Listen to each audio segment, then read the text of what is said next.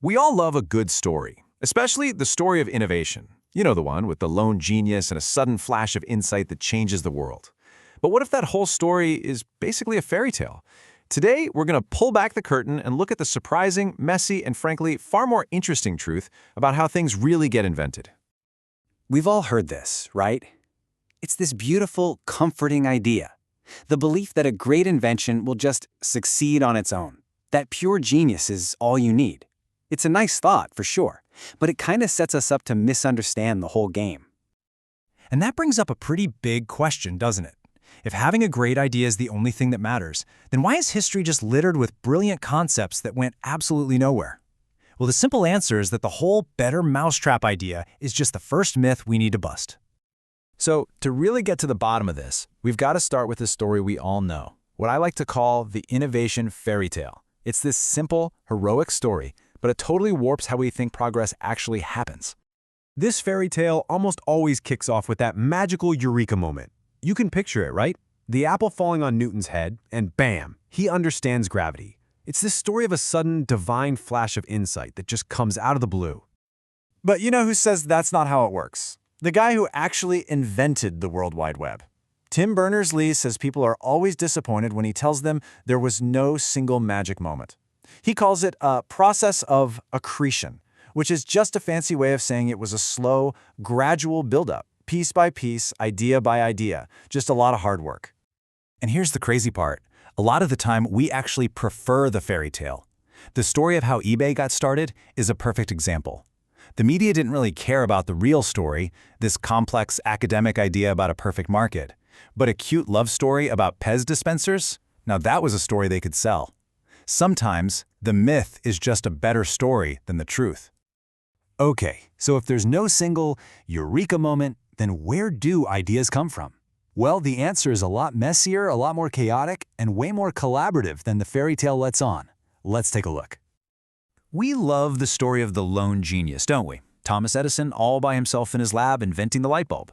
But the reality? That's just not true.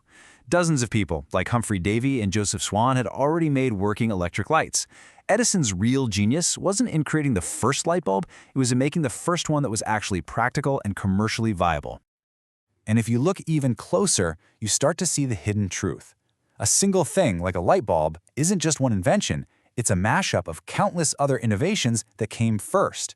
Better glass, better wiring, vacuum pumps. Edison was really standing on the shoulders of giants. Every new idea is basically a remix of old ones.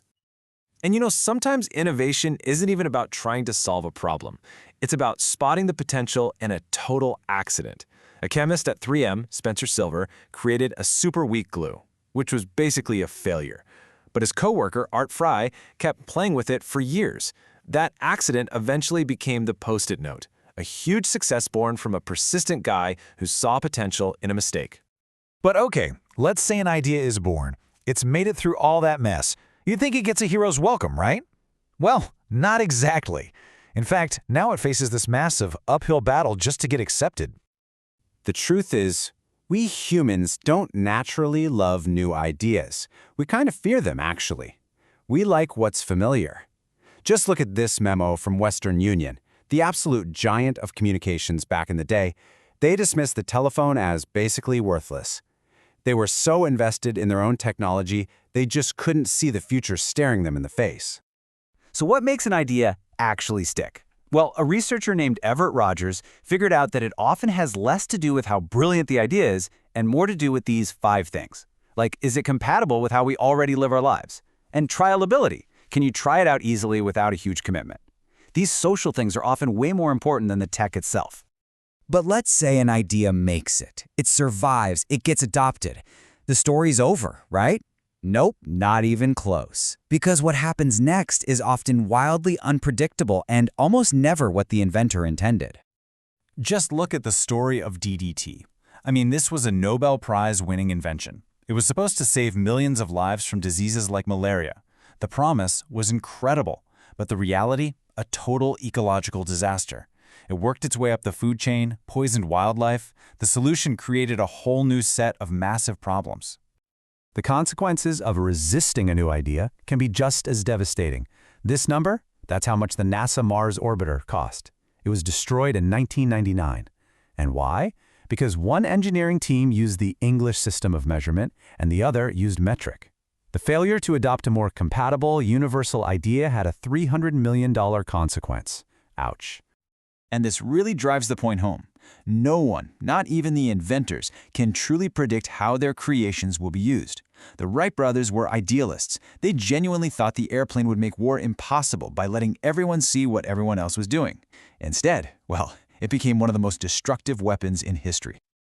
Okay, so we've torn down the fairy tale. No magic moments, no lone geniuses, no predictable outcomes. So what does this all mean for you? If you actually want to make something new happen in the real world, how do you even start? Well, the real path isn't a secret formula, but it does start by just ignoring the myths. First, instead of waiting for some eureka moment, just start doing something. Remember, learning comes from that process of accretion, not a flash of light. Second, be really clear about the problem you're solving. A commercially viable light bulb was a much better goal than just electric light.